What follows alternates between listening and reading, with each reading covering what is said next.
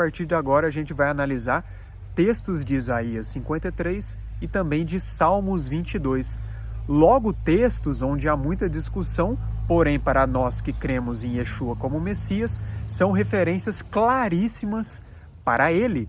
E esse estudo dos códigos na Bíblia, que, explicando brevemente para quem ainda não entendeu, é basicamente o seguinte: a Bíblia lá em suas fontes mais originais tem o escrito, né? Como por exemplo do hebraico, tem lá as palavras hebraicas, beleza. Esse tipo de códigos presentes na Bíblia é como se fosse um programa de computador. As informações de um site estão disponíveis para qualquer pessoa que acessar.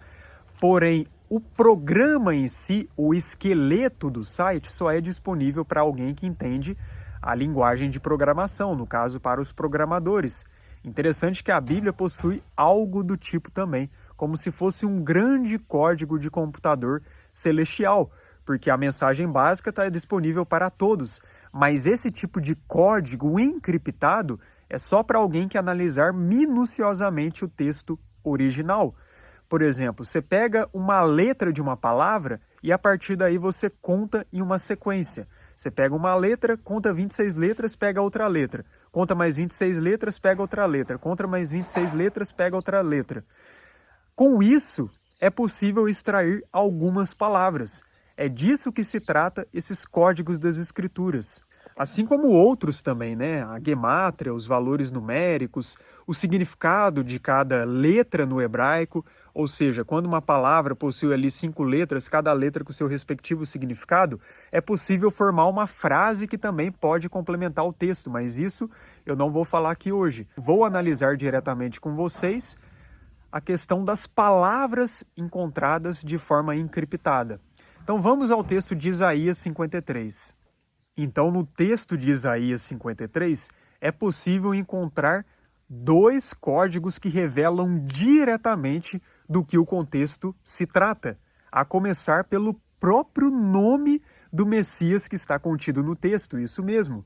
Tem pessoas que dizem que Isaías 53 é uma referência a Israel, porém nós que seguimos a Yeshua sabemos que é uma referência claríssima a ele.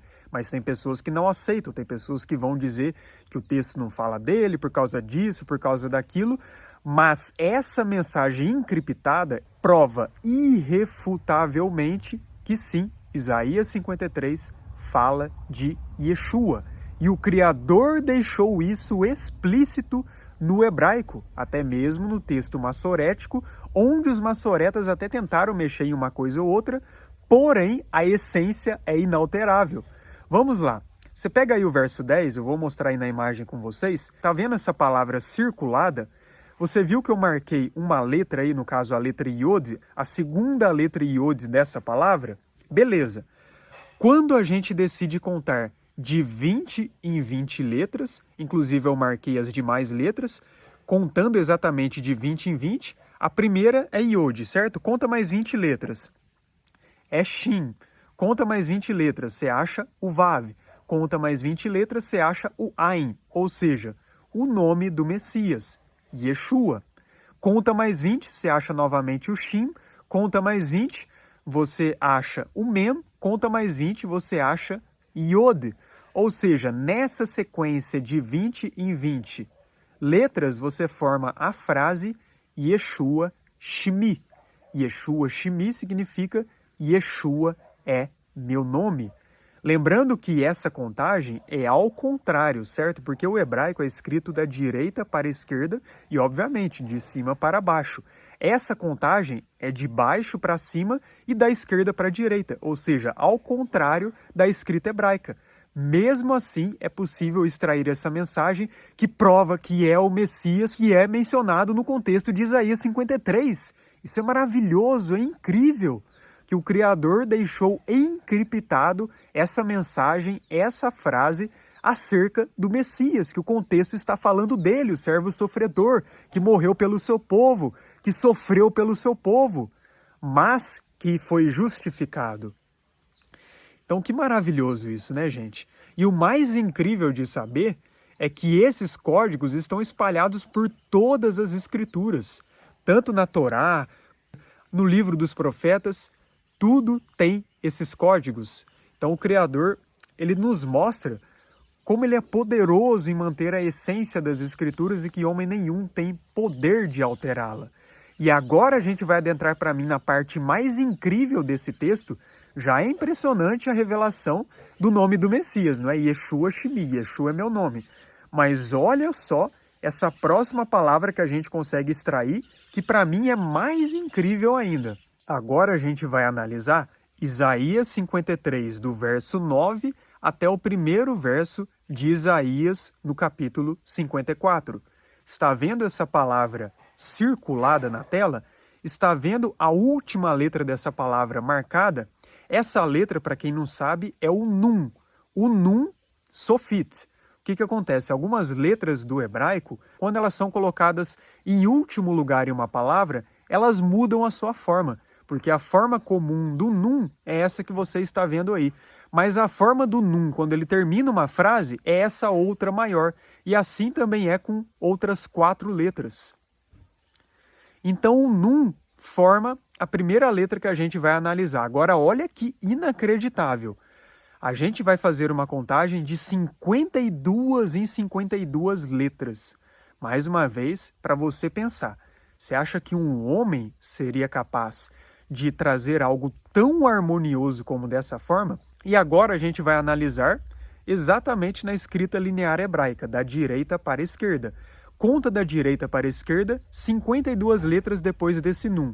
Você vai encontrar o Tsad. Lembrando que no caso do Tsad também é o Tsad Sofit, porque a forma comum do Tsad é essa que você está vendo na tela. Então até aí Nun, Tsad, certo. Depois conta mais 52 letras, a gente vai achar Lamed. Conta mais 52 letras, a gente vai achar o Beit, também pode ser Veit, pode ter o som de B ou de V. Conta mais 52 letras, a gente vai achar o Tav. Conta mais 52 letras, a gente vai achar o Iod. Ou seja, a palavra formada nessa contagem de 52 em 52 é Nitz Lavit. Agora, o que significa Nitz Lavit? Isso que é o mais impressionante.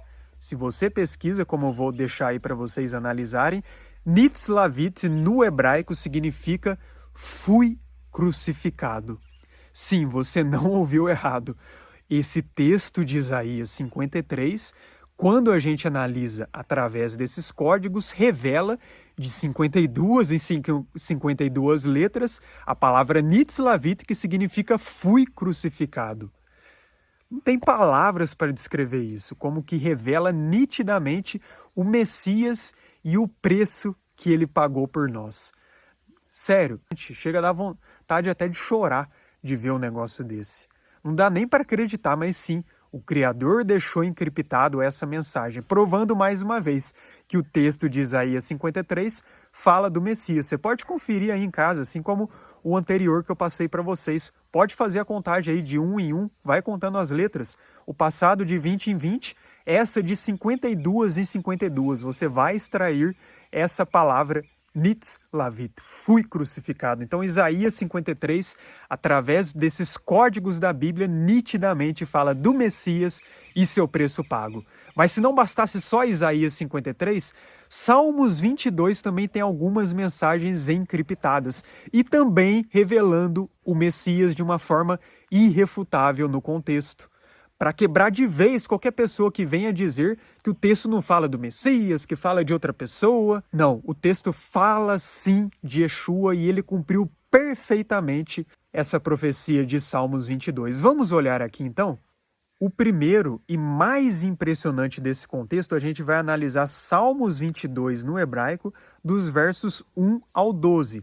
Nesse caso, vai ser igual o de Isaías 53. A gente vai analisar ao contrário, certo? De baixo para cima e da esquerda para a direita. Então analise essa palavra circulada e analise essa letra que eu marquei, né? Um iod novamente. A partir de agora a gente vai contar de 45 em 45 letras. Então olha só, iod conta 45 letras, você vai achar o shin, mais 45 você vai achar o vav, mais 45 você vai achar o ain, ou seja, o nome do Messias novamente sendo revelado em uma fonte original, no hebraico. em Salmos 22 nesse caso. Mais um texto em que o nome dele é revelado. Mas se não bastasse só isso, é revelado também Mashiach. Olha só, conta mais 45 a partir do Ain, você vai achar Mem. Conta mais 45, você vai achar Shim. Conta mais 45, você vai achar Yod. Conta mais 45, você vai achar Het, ou seja, Mashiach. O texto de Salmos 22, dos versos 12 ao 1, contando ao contrário, a partir dessa palavra circulada e da letra Yod, forma a frase Yeshua Mashiach. Inacreditável, não é? Como que mais uma vez nós temos uma mensagem encriptada, o Criador deixando explícito que sim, Yeshua é plenamente revelado nesse contexto. E se não bastasse só essa, que para mim é a mais impressionante, mas também tem outras 3 que revelam o Messias, que revela que Salmos 22 fala do verdadeiro Mashiach de Israel e da humanidade. Agora a gente vai analisar Salmos 22 novamente, porém dos versos 7 ao 8, e nesse caso na escrita hebraica linear, da direita para a esquerda, de cima para baixo. Pega essa palavra circulada e o Yod dessa palavra, certo? A partir de agora a gente vai contar de 11 em 11 letras. Depois do Yod a gente acha o Shim, depois o Vav e depois o Ain, ou seja, novamente o nome do Messias sendo revelado através desses códigos de forma encriptada nesse contexto. E o curioso é que é sempre esse nome, não é?